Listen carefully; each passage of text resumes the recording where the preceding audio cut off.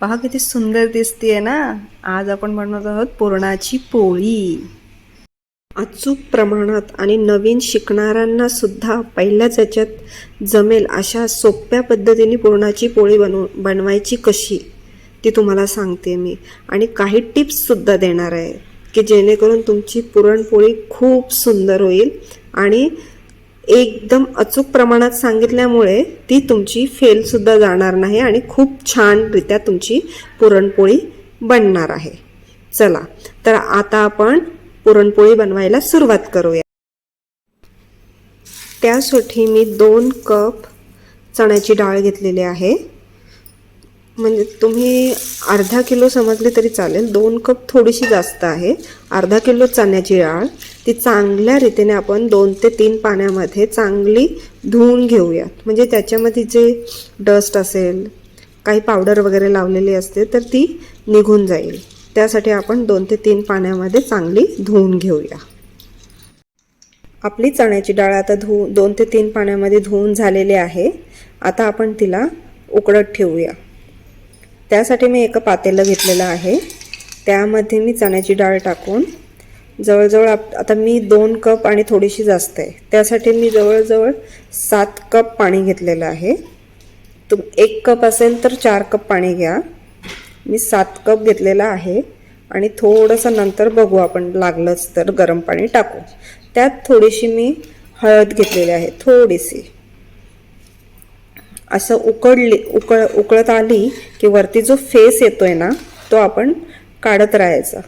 कारण ती जी आपण धुताना जी आपल्याला घाण थोडीशी राहिली असेल डस्ट त्याच्यामध्ये ती फेस काढलं का ती निघून जाते आणि आपली पुरणपोळी लागायला पण छान लागते. कारण त्याच्यामुळे जे थोडंसं टेस्टवर परिणाम सुद्धा होतो त्याच्यामुळे. म्हणून आपण ते काढलं ना की आपली पुरणपोळी खूप टेस्टी बनते. आता पाहू शकता मी आता जवळजवळ आपली थोडी कुक झालेली आहे. थोडी बाकी आहे. थोडी शिजायची बाकी आहे. मी एक तुम्हाला सांगू का, कोणी कोणी ना चण्याची डाळ आहे ना का ती पाण्यामध्ये पहिल्यांदा फुगत ठेवतात आणि मग पुरणपोळी बनवायला घेतात. पण मी पाहिलं आहे खूप म्हणजे कोणी कोणी ना चण्याची डाळ आहे ना ती पाण्यात फुगवून घेतात पहिल्यांदा आणि मग पुरण बनवायला घेतात. म्हणजे चण्याची डाळ मी आहे ना डायरेक्टली चण्याची डाळ धुतली ना ती डायरेक्टली उकडत ठेवते. तिची टेस्ट आणि भिजवून घेतलेल्या चण्याची डाळीची टेस्ट तो जो पुरण लागतो ना दोघांची टेस्ट थोडी डिफरंट येते. म्हणून जर आपल्याला खूप छान टेस्टी जर बनवायचे असतील ना तर न भिजवता चण्याची डाळ उकडत ठेवा. तुम्हाला समजेल फरक काय आहे ते. आपली डाळ शिजते तोपर्यंत आपण पीठ मळून घेऊया. त्यासाठी मी 2 कप चण्याची डाळ घेतलेली आहे तर त्या 3 कप मैदा. तुम्हाला जर वजनी प्रमाण हवं असेल ना तर अर्धा किलो चण्याची डाळ तर अर्धा किलो मैदा. मी चवीनुसार मीठ आणि हळद घेतलेली आहे. हळद ऑप्शनल आहे. तुम्हाला हवी असेल तर घालू शकता, नसेल हवी तर नाही घातली तरी चालेल. तर मोहन टाकते मी. तुम्ही तेलाचाही टाकू शकता किंवा तुपाचाही टाकू शकता. मी तुपाचं मोहन घेतलेलं आहे. थोडंसं तूप गरम करून मी टाकलेलं आहे. तुम्ही पाहू शकता. आता मी ते हळूहळू थोडं मिक्स करत घेते जेणेकरून आपण जे तूप टाकलेलं आहे ते सर्व आपल्या पिठाला लागेल. अशा पद्धतीने आपण पूर्ण मोहन आपल्या पिठाला चोळून घ्यायचं आहे जेणेकरून आपलं पुरणपोळीचं वरचं जो आवरण आहे ना तो खुसखुशीत होईल. खूप छान लागेल. की असं रब्बरसारखं तोडायला लागणार नाही. खूप छान लागते. असं एका बोटात आपली पुरणपोळी तुटेल अशी इतकी छान लागेल. अशा पद्धतीने आपलं मोहन लागलं पाहिजे. ते बघा तुम्ही कसं मी केलेलं आहे. आता आपण थोडं थोडं पाणी टाकून मळून घेऊया. आता कोणाला म्हणजे कुठे कुठे आपल्याला जेव्हा आपण पीठ मळतो तर काही मैद्यामध्ये जास्त पाणी आपल्याला लागतं घालावं, काही याच्यामध्ये थोड्या याच्यामध्येच होतं. आता कुठल्या पिठामध्ये फरक होतो. पण इथे मी जवळजवळ म्हणजे 1.5 कप पाणी मला लागलेलं आहे. 1.5 ते 1.25 कप पाणी लागलेलं आहे. मैद्यासाठी.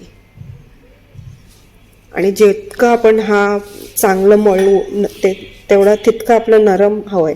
जर आपलं पुरण थोडंसं कडक असेल किंवा असं म्हणजे थिक असेल तर आपलं पीठसुद्धा जरा थिक ठेवायचं. आणि पुरण नरम झालं तर आपलं पीठसुद्धा नरम ठेवायचं. पण अशा पद्धतीने पीठ जेव्हा आपण मळून घेतो ना, आता बघा तुम्ही, जितकं आपण त्याची मालिश करू ना तितकी आपली पुरणपोळी छान होईल आणि सॉफ्ट राहील आणि पूर्ण अशी टम फुगेल.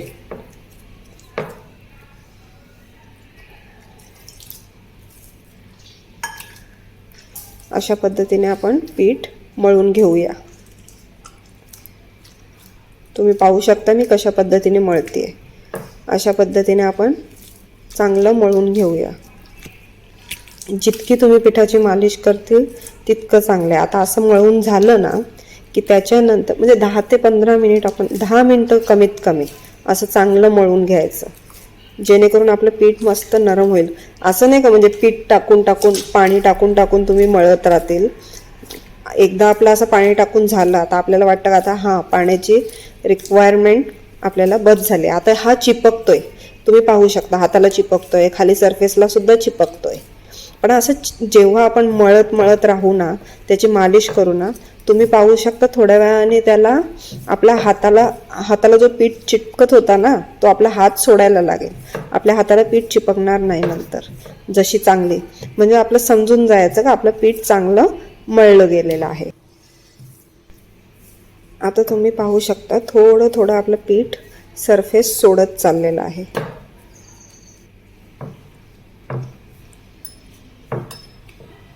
आठ ते 10 मिनिटं असं मळलं ना आपण का आपल्या हाताला पीठ चिपकणं बंद होतं. अशा पद्धतीने आपलं पीठ होईल. आता हे मी मस्तपैकी एक ते 2 टेबलस्पून तेल घेतलेलं आहे. तुम्ही तूपसुद्धा घेऊ शकता किंवा तेलसुद्धा घेऊ शकता. मी तेल घेतलेलं आहे. आता हे तेलामध्ये आपण तेल चांगलं पिठामध्ये मुरेपर्यंत आपण चांगलं मळून घेऊया. 2 ते 3 मिनटं 2-3 मिनटं लागतील. मग आपलं पीठ तेल जो आहे तो पिठामध्ये चांगलं मुरलं जाईल. अशा पद्धतीने त्याला जरा मालिश करायची पिठाची.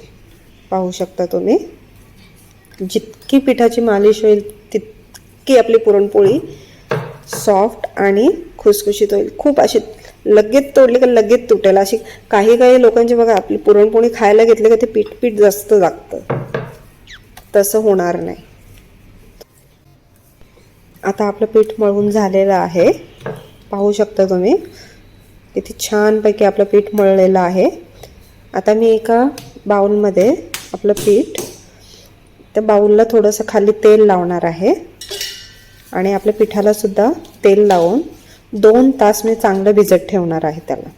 म्हणजे आपलं असंच पीठ आपण मळून ठेवून दिलं ना 2 तास असं रेस्ट करत का त्याच्यानंतर आपली पुरणपोळी लाटायला खूप छान जाते, अशी आकडत नाही आणि पोळी बनते सुद्धा चांगली.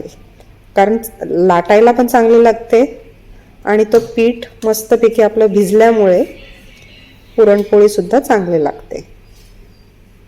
इकडे आपली डाळ आपण पाहतोय तर डाळ आपली जवळजवळ झालेली आहे.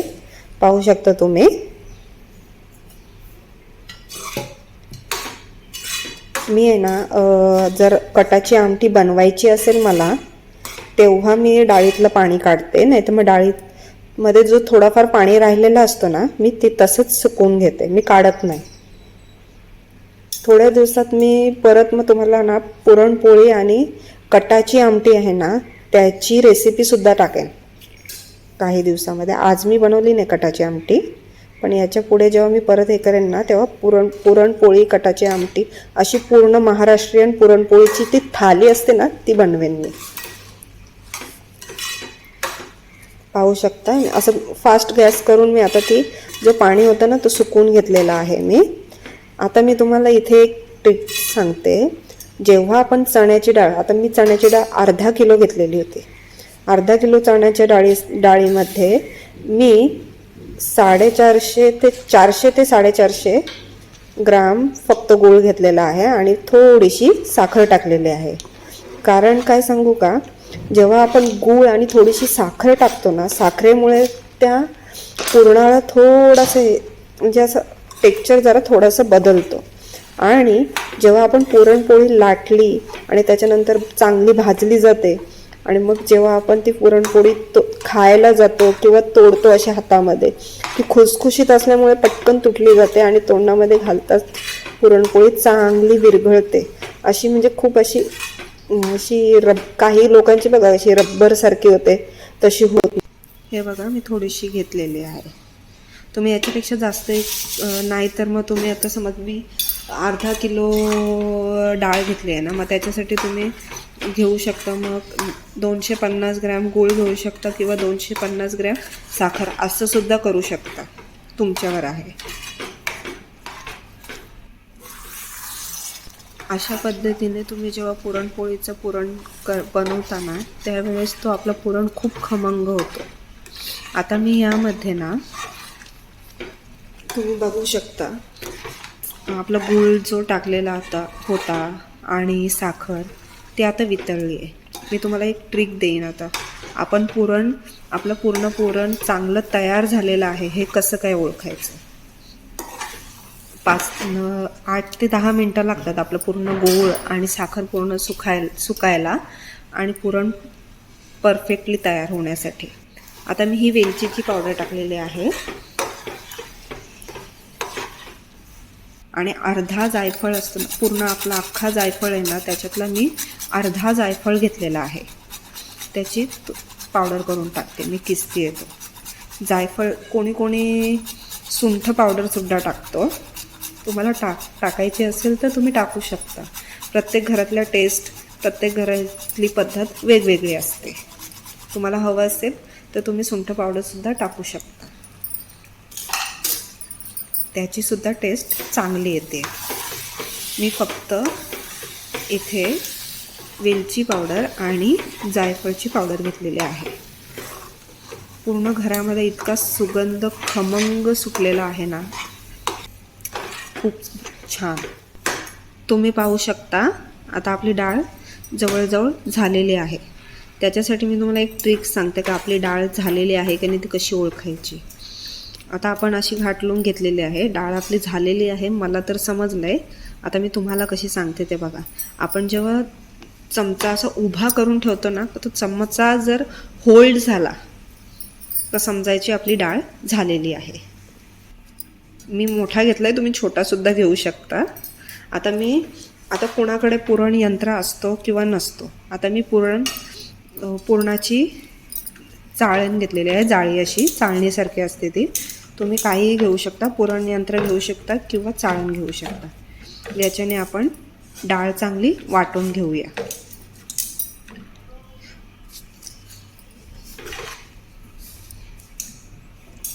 अशा पद्धतीने आपण डाळ चांगली वाटून घेऊया. अशीच मी आता सर्व डाळ वाटून घेणार आहे. आपली डाळ आता वाटून झालेली आहे. अशा पद्धतीने ती डाळ आपण हे करून ठेवूया, जेणेकरून आपली ती कडक नाही होणार आहे. आता मी गोळे करून घेतलेले आहेत, किती बनवायच्या आहेत पुरणपोळ्या त्यासाठी. आता मी तुम्हाला दाखवते पुरणपोळी भरायची कशी, स्टफिंग कशी करायची. अशा पद्धतीने आपण त्यामध्ये जो आपण पुरणाचा गोळा केलेला तो ठेवला आहे. असं वर थोडं पीठ असं वर खेचत आपण स्टफिंग भरून घेऊया. आपण पराठ्यांची कशी स्टफिंग करतो तशा पद्धतीने करायची. एक्स्ट्राचं पीठ अशा पद्धतीने काढून घ्यायचं आपण. पाहू शकता झालेला आहे आपला. आता आपण पीठ घेऊन जो गोळा आपण तयार केले त्याला असं फ्लॅट डिस्क म्हणजे असं एक डिस्क सारखं करून घेऊया. अशा पद्धतीने आपण फ्लॅट करून घेऊया त्याला. आता लाटायला आपल्याला सोपं जाईल. अशा पद्धतीने लाटायचं. पुरणपोळी जास्त उचलायची नाही लाटताना, ती फाटण्याची शक्यता असते. म्हणून खूप असं चपाती जशी आपण उचलतो तशी उचलायची नाही. एकदा पूर्ण झाली का त्यानंतरच उचलायची. पाहू शकता आपली लाटून झालेली आहे पुरणपोळी.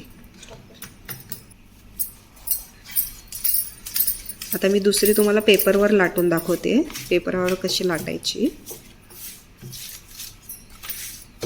पाहू शकता तुम्ही, पेपरवर लाटणं एकदम सोपं जातं. कोणी पोळपाट असतो त्याच्यावर कपडा बांधून पोळी लाटतात. प्रत्येकाची वेगवेगळी पद्धत असते. आता मी तुम्हाला 2 पद्धती सांगितल्या.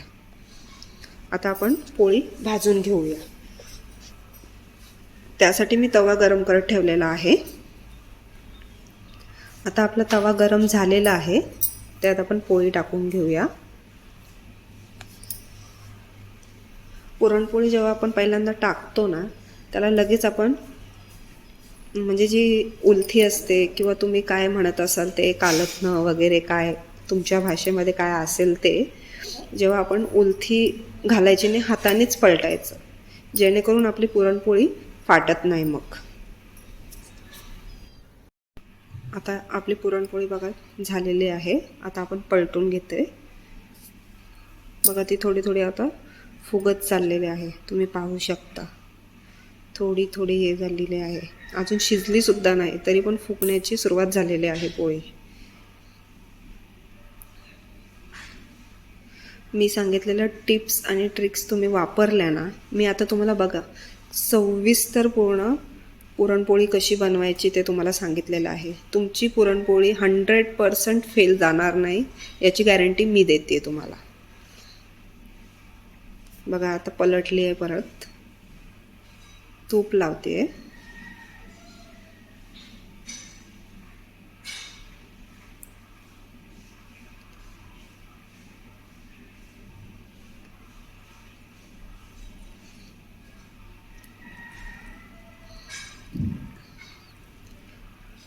यासाठी आता बघा तुम्ही, मी उलथी तुम्हाला दाखवण्यासाठी वापरली, पण त्याच्यामुळे आता बघा माझी पुरणपोळी फुटली. आपली बघा किती खमंग पुरणपोळी झालेली आहे, पण पूर्ण फुगलेली आहे. ही दुसरी पुरणपोळी मी टाकलेली आहे, तुम्ही पाहू शकता. ही पण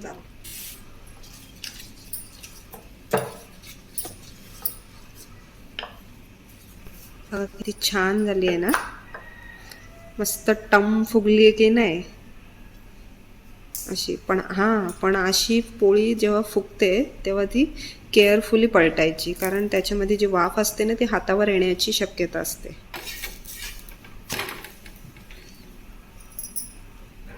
आपली पुरणपोळी तयार आहे.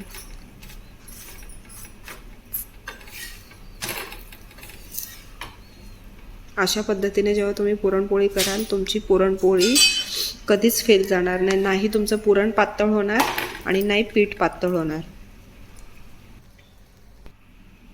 माझी रेसिपी जर तुम्हाला आवडली असेल तर प्लीज लाईक करा, शेअर करा आणि कमेंट करायला विसरू नका. आणि हां, बेल आयकन दाबायला सुद्धा विसरू नका. आणि हां, माझी रेसिपी पूर्ण पाहण्यासाठी थँक्यू.